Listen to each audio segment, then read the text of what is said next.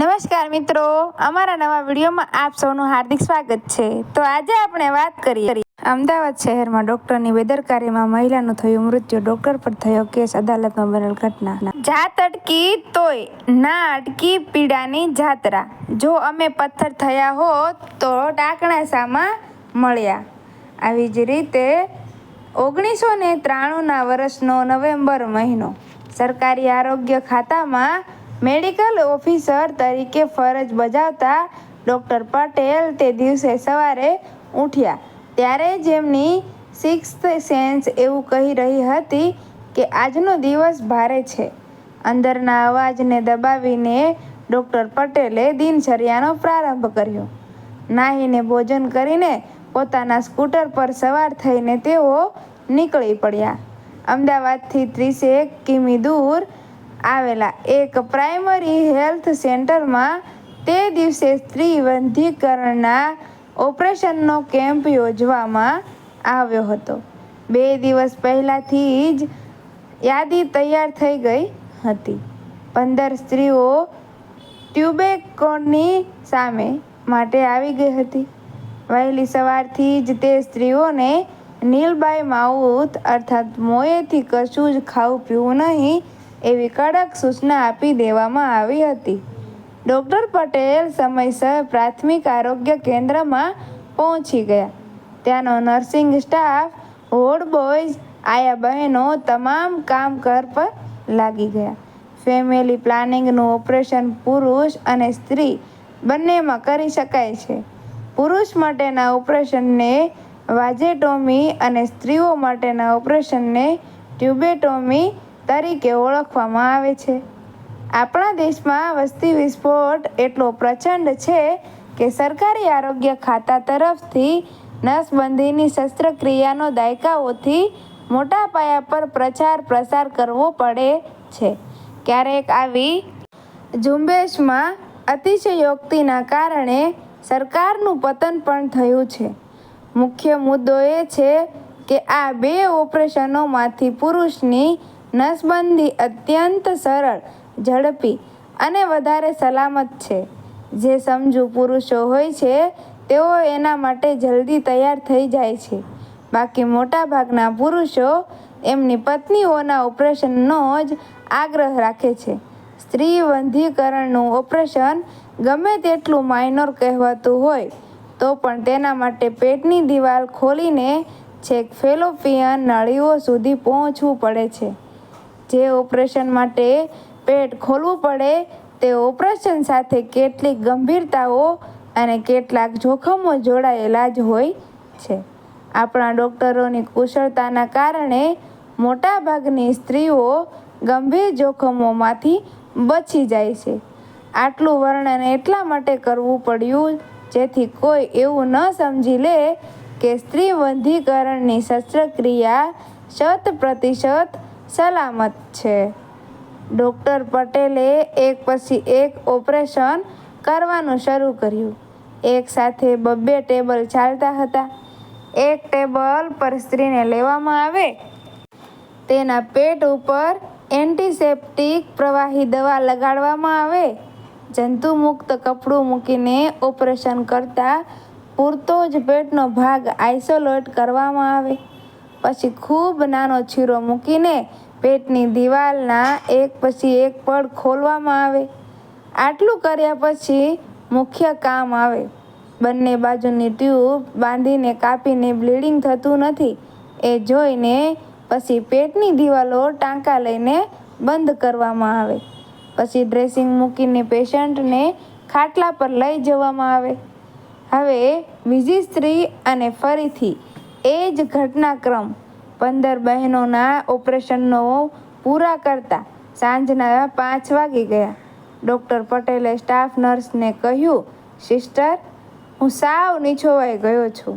સવારે ઘરેથી જમીને નીકળ્યા પછી કંઈ ખાધું પીધું નથી. 1 કપ ચાની વ્યવસ્થા થઈ શકે તો થાક ઉતરે. સિસ્ટર ચાની વ્યવસ્થા કરે તે પહેલાં જ PHCનો લેન્ડલાઇન ફોન રણક્યો. ડૉક્ટર પટેલ જે ખુરશીમાં બેઠા હતા તેની બાજુમાં જ ફોનનું ડબલું હતું. એમણે રિસીવર ઉઠાવ્યું. સામા છેડેથી અવાજ આવ્યો, હું ડૉક્ટર મહેતા બોલું છું. ઓળખાણ પડીને?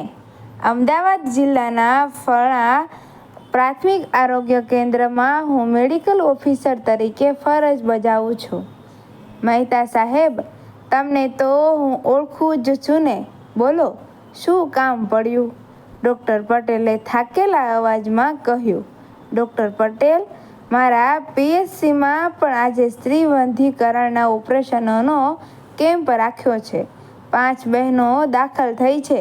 તમારે અહીં આવીને ડૉક્ટર મહેતાએ જણાવ્યું, એ શક્ય નથી. તમારે પેશન્ટને બોલાવતા પહેલાં મને જાણ તો કરવી હતી. હું ખૂબ થાક્યો છું.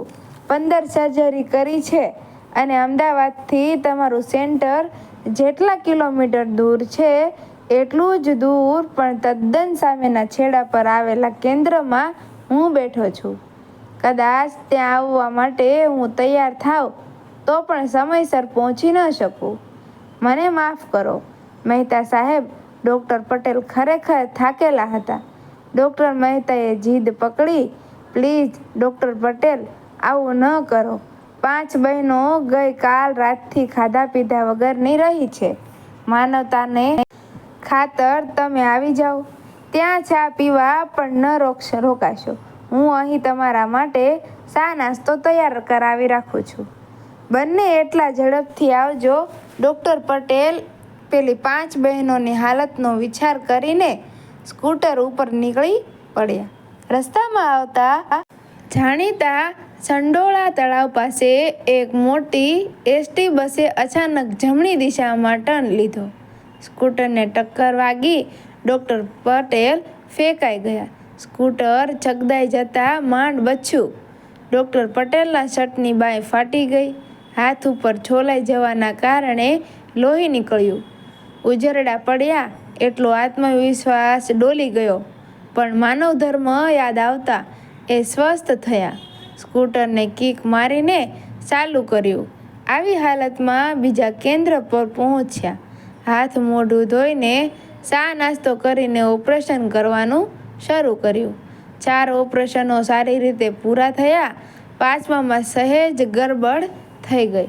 ડૉક્ટર પટેલની નાઇફની અણી ફેલોપિયન નળીને કાપતી વખતે તેના આંતરડાની દિવાલની બહારની સપાટીને અડી ગઈ. આવું બનવું પણ અસંભવિત ક્યારેય નથી હોતું. મનુષ્યના પેટની અંદર તમામ અવયવો એકબીજાને અડીને ગોઠવાયેલા હોય છે. વિશ્વના ઉત્તમ સર્જનથી પણ જિંદગીમાં 5-10 વાર આવું થઈ જતું હોય છે. એનો રસ્તો પણ છે. જ્યાં છેકો થયો છે ત્યાં 2-3 ટાંકા મારી દેવાથી સારું થઈ જાય છે. આવી જ રીતે ડૉક્ટર મહેતા, મને ખાસ પ્રકારની આઈલેસ નીડલ અને સ્ટિચિંગ મટીરિયલ આપશો? મને ટાંકા લેતા આવડે છે, ડૉક્ટર પટેલે કહ્યું. કમનસીબે ત્યારે તે સેન્ટરમાં આ વસ્તુ હાજર ન હતી. હવે પેશન્ટને મોટી હોસ્પિટલમાં શિફ્ટ કરવાનું જરૂરી બની ગયું. ડૉક્ટર મહેતા સ્વયં એમ્બ્યુલન્સમાં લઈને એ સ્ત્રીને મોટી હોસ્પિટલમાં લઈ ગયા. ત્યાં કામ સરસ રીતે પતી ગયું. 7મા દિવસે તે સ્ત્રી હરતી ફરતી, ખાતી પીતી ઘરે પણ જતી રહી. એવું લાગ્યું જાણે ખાધું પીધું ને રાજ કર્યું. કોઈએ તે સ્ત્રીના પતિની કાનભંભેરણી કરી દીધી. ડૉક્ટર પટેલને વકીલ તરફથી નોટિસ આવી. તમારી ભૂલના કારણે અમારી અસીલ સ્ત્રીનું આંતરડું કપાઈ ગયું. એને જે શારીરિક હાલાકી સહન કરવી પડી તે બદલ ડૉક્ટર પટેલ ધ્રુજી ઉઠ્યા. સજા રૂપે કદાચ જેલવાસ અને વળતર રૂપે મોટી રકમ એમની આંખ સામે દેખાઈ રહ્યા. ડૉક્ટર પટેલે વકીલ રાખવો પડ્યો. તરત જામીન મળી ગયા. 2003માં ડૉક્ટર પટેલ નિવૃત્ત થઈ ગયા.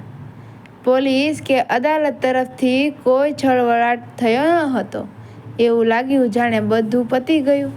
2013માં અચાનક એક દિવસ કોર્ટ તરફથી વોરંટ આવ્યું.